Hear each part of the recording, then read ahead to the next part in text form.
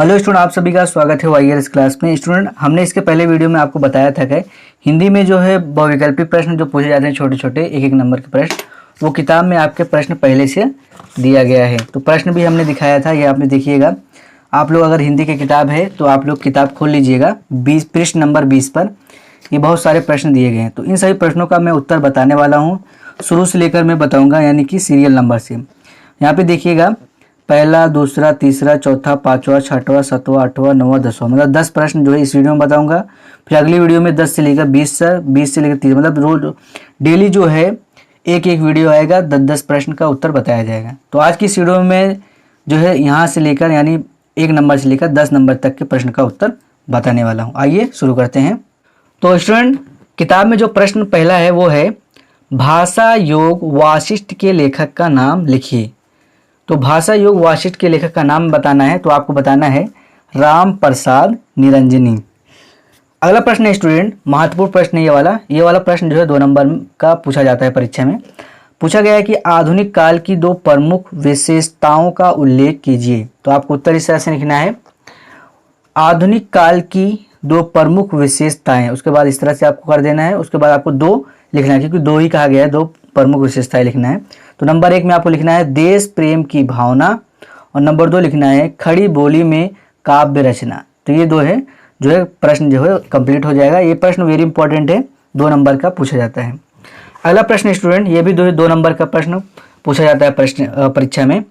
प्रश्न है कि प्रगतिवादी युग की 2 विशेषताओं को लिखिए। वेरी इंपॉर्टेंट क्वेश्चन है। तो आपको उत्तर लिखना है कि प्रगतिवादी युग की 2 प्रमुख विशेषताएं, उसके बाद आपको इस तरह से कर देना है। नंबर 1 में लिखना है मार्क्सवाद का साहित्य पर प्रभाव। उसके बाद नंबर 2 में आपको लिखना है हिंदी गद्य में सत्यता का चित्रण। इस तरह से ये उत्तर जो है कंप्लीट हो जाएगा।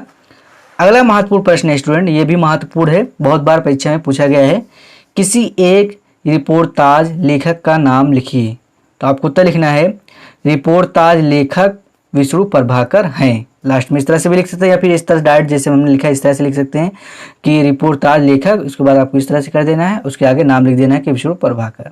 या फिर इस तरह से लिख सकते हैं कि रिपोर्टाज लेखक विष्णु प्रभाकर जी हैं, इस तरह से भी लिख सकते हैं। अगला प्रश्न है स्टूडेंट, कहा जा रहा है कि शुक्लोत्तर युग की समय सीमा बताइए। मतलब शुक्लोत्तर युग की समय सीमा क्या है, तो उसको बताना है। तो आपको उत्तर लिखना है शुक्लोत्तर युग की समय सीमा 1938 से 1947 ईस्वी तक है।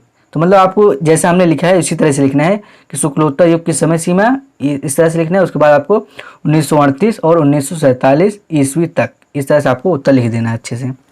अगला स्टूडेंट प्रश्न है, महत्वपूर्ण है, कह रहा है कि बाल बोधिनी पत्रिका के संपादक का नाम लिखिए। तो आपको उत्तर लिखना है कि भारतेंदु हरिश्चंद्र बाल बोधिनी पत्रिका के संपादक थे।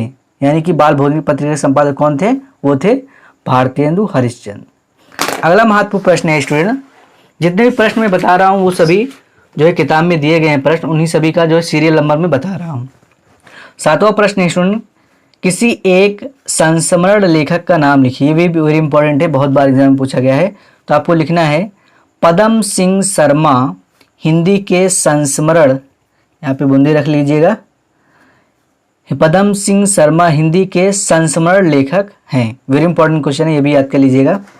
अगला महत्वपूर्ण प्रश्न स्टूडेंट कह रहा है कि शुक्लोत्तर युग के किसी एक साहित्यकार का नाम लिखिए। तो स्टूडेंट आपको उत्तर लिखना है हजारी प्रसाद द्विवेदी शुक्लोत्तर युग के साहित्यकार थे। इस तरह से उत्तर कंप्लीट हो जाएगा। अगला महत्वपूर्ण प्रश्न है स्टूडेंट, कह रहा है कि 2 आत्मकथा लेखकों के नाम लिखिए। तो आपको उत्तर लिखना है 2 आत्मकथा लेखकों के नाम, सुबह इस तरह से कर देना है। उसके बाद आपको लिखना है नंबर 1, नंबर 2, 2 ही पूछा गया है। तो नंबर 1 में लिखना है आपको डॉक्टर राजेंद्र प्रसाद, और नंबर 2 में लिखना है हरिवंश राय बच्चन। अगला प्रश्न स्टूडेंट है 10वां, गद्य और पद्य में अंतर बताइए। यानी गद्य और पद्य क्या होता है उसमें अंतर बताना है। तो आपको उत्तर लिखना है गद्य। तो गद्य क्या होता है, विचार प्रधान तथा लय और छंद से मुक्त होती है, जबकि पद्य भाव प्रधान तथा लय और छंदबद्ध होती है। तो स्टूडेंट ये था 10 महत्वपूर्ण प्रश्न जो आपकी किताब में पहले से दिया गया था, उसी का मैंने जो है उत्तर बताया था। तो स्टूडेंट इस जो मैंने 10 प्रश्न बताया है, इसमें जो है आप लोगों को जो है ज़रूर से ज़रूर कौन सा प्रश्न याद करना चाहिए। तो वैसे तो आप लोग जो सभी प्रश्न लिखिएगा जैसे मैंने लिखा है 1 से लेकर 10 तक, मगर आपको मैं इंपॉर्टेंट बता देता हूँ कौन सा बहुत ज़्यादा इंपॉर्टेंट है। तो इसमें जो सबसे दूसरा प्रश्न ये वाला वेरी इंपॉर्टेंट है। उसके बाद जो है तीसरा भी बहुत महत्वपूर्ण है। तीसरा कहाँ है? तीसरा ये वाला भी बहुत इंपॉर्टेंट है। उसके बाद चौथा भी बहुत इंपॉर्टेंट है और पांचवा भी बहुत इंपॉर्टेंट है। ये वाला तो बहुत कम पूछा गया परीक्षा में। उसके बाद अगला जो है ये वाला वेरी इंपॉर्टेंट है, ये बहुत बार एग्जाम पूछा गया है। उसके बाद ये भी 8वां भी बहुत इंपॉर्टेंट है, बहुत बार एग्जाम पूछा गया है। ये वाला तो बहुत ही महत्वपूर्ण है। 2 आत्मकथा लेखकों के नाम लिखिए। कभी कभी 1 पूछ लेता है, कभी कभी 2 पूछता है, तो 2 बताया तो दोनों अच्छे से याद कर लीजिएगा। 10वां है गद्य और पद्य में अंतर बताइए। ये जो है कभी आया नहीं है परीक्षा में, ये नहीं याद करेंगे तब भी चलेगा। और मगर लिख लीजिएगा 10वां प्रश्न, और 10वां प्रश्न को अच्छे से कॉपी में लिख लीजिएगा और याद कर लीजिएगा। मैंने बता दिया है कि कौन सा महत्वपूर्ण है कौन सा नहीं है, मगर 10वां लिखिएगा और 10वां याद कर लीजिए। कोई भी जो है कभी भी कोई भी प्रश्न पूछा जा सकता है। तो स्टूडेंट उम्मीद करता हूँ ये वीडियो पसंद आया होगा। वीडियो पसंद आया वीडियो को लाइक कर दें, सब्सक्राइब कर दें। मिलते हैं अगली वीडियो में, तब तक के लिए थैंक यू।